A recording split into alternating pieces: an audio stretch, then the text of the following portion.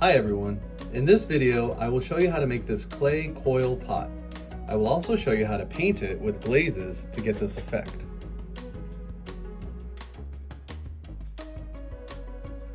A coil pot can have many uses.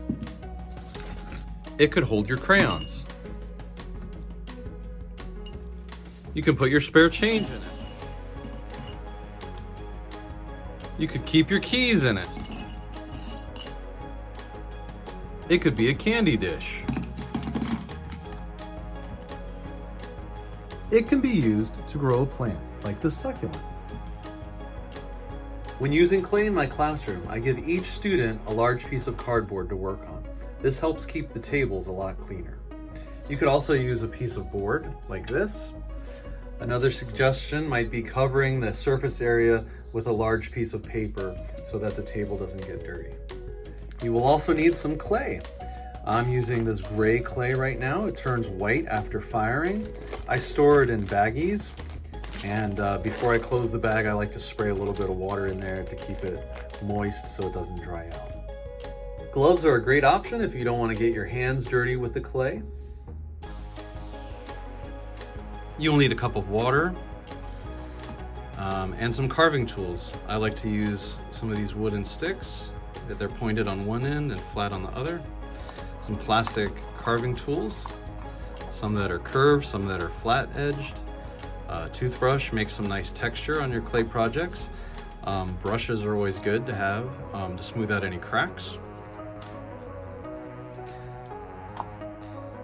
I like to use a spray bottle filled with water for wetting the clay. All right, when you first get your clay, just work it in your hands for a little bit to get out any air pockets or air bubbles.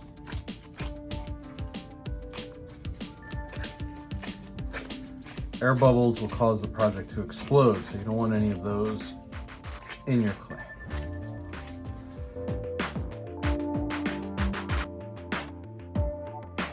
So we're going to take a small piece from here and going to roll it into a ball.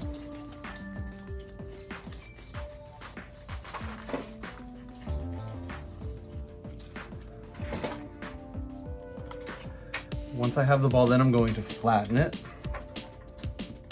And this is going to be the base of our coil pot that we're making. So flatten it like a pancake.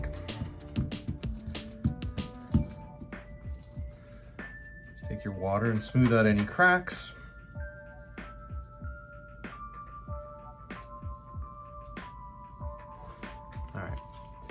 Now, the remaining clay, this is the clay that we're going to turn into coils. And coils kind of look like snakes or worms.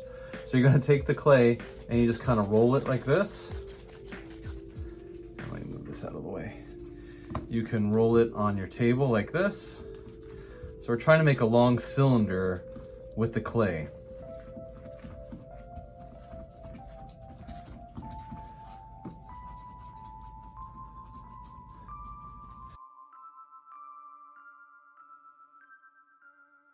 Try to make it the same width. Then we're going to take the coil and the base, and I'm going to score the clay.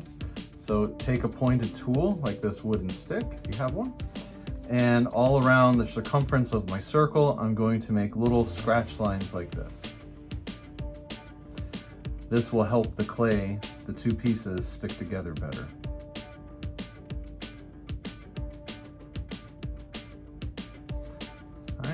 And you can do more than that if you want, but just one round should be enough. Then you have to wet it. That's called slip. And then we're gonna stick it together. So I'm gonna take one in and I'm just gonna kind of go around the edge of the circle here. All right, and then when I get to this part, I can either go up top like that or cut it and do one ring at a time. Either way will work. If I'm going to go up on top here, I'm going to score the clay up here. You have to wet that too. All right. So stick it together.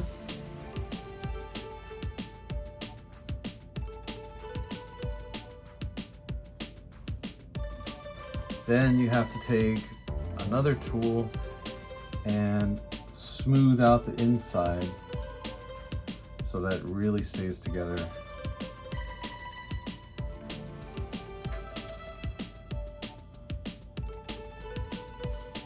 You have to go all the way around. And once I get the whole coil pot built, I'll go back and do this again. And then also smooth the two coils together where they're touching, so it looks like one piece on the inside of your pot. Okay, so just keep repeating those steps until you've built up a tall enough bowl or pot that you like. So I'm going to keep making coils and adding them to the project. So remember, first score, that's where you scratch into the clay like this, score it. Then you have to wet it, that's called slip. Then stick them together and then smooth them out. I'm going to keep repeating those 4 steps until I have a good sized pot or bowl made. And then I'm going to smooth out the inside.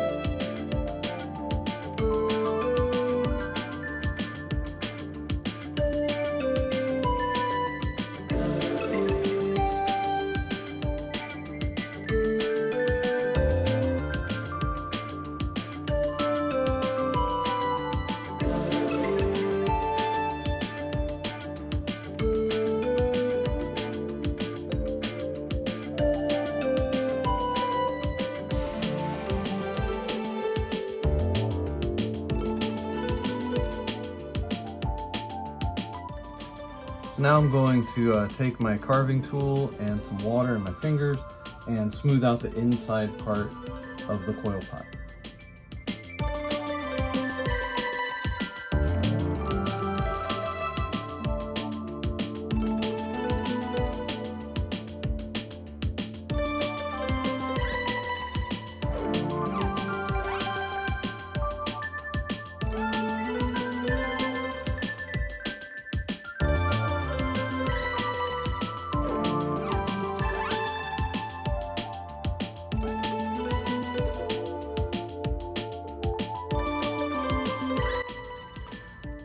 I'm going to use a wet brush and smooth out the inside even more.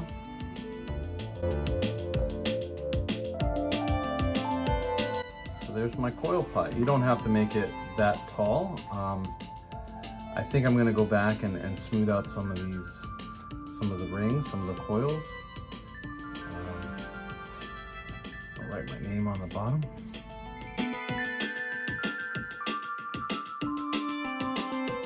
Now I'm using the brush, I'm going to smooth out the sides of the coil pot.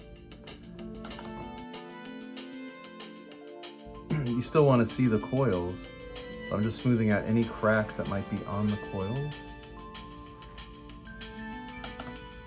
Any of the marks I made by scoring the clay, I'm trying to smooth those out.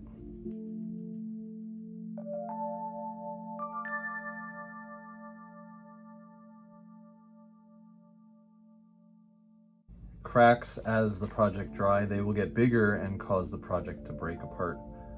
So I'm just smoothing out any cracks that are left. And then I'm going to go put this in the drying cabinet and let all the moisture dry out before putting it in the kiln and firing it. This is the kiln. Here's what the inside looks like with some of the projects loaded up.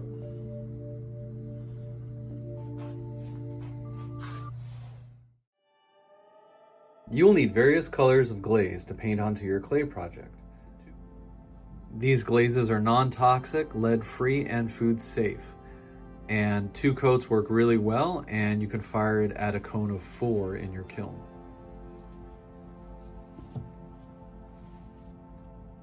You will need a palette for the glaze. When I'm having my students paint their projects with glaze in my classroom, I put 1 cup at each table, and each table has a different color of glaze. Then the students can move around the room and use that color, and when they're done, they go to the next table and use that color. And at the end of the class, it's easier for me to clean up because I can take like this green glaze and put it back in the bottle, and then I'm not wasting any of it. You will need a cup of water for cleaning off your brushes. You will also need some brushes to paint with. You will also need a paper towel to dry off your brushes. Also, when I'm painting, I'm going to use this Lazy Susan.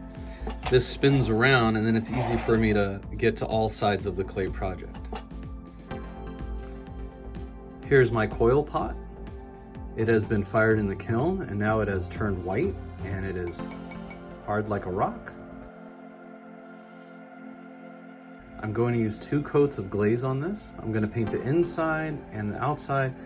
Remember not to get any glaze on the bottom of your project. That could cause your project to stick on the kiln shelf, and then when you try to remove it, it would be stuck and it would break. So no paint on the bottom, 2 coats on everything else. Let's get started. Here's one of my palettes. I have lots of colors to choose from. I also might use black or white, so I have those on a separate palette.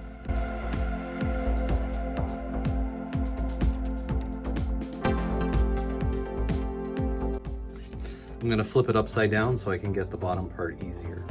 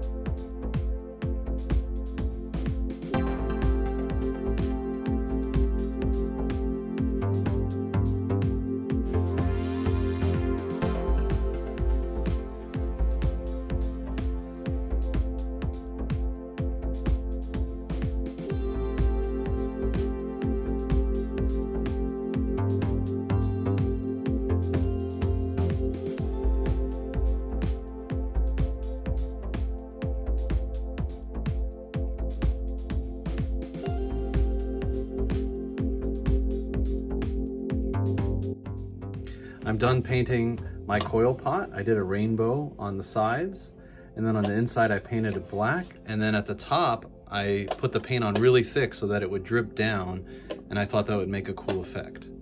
So I'm looking forward to seeing how this turns out after I fired in the kiln the second time. So I'm gonna let this dry, and then I'll show you the final results.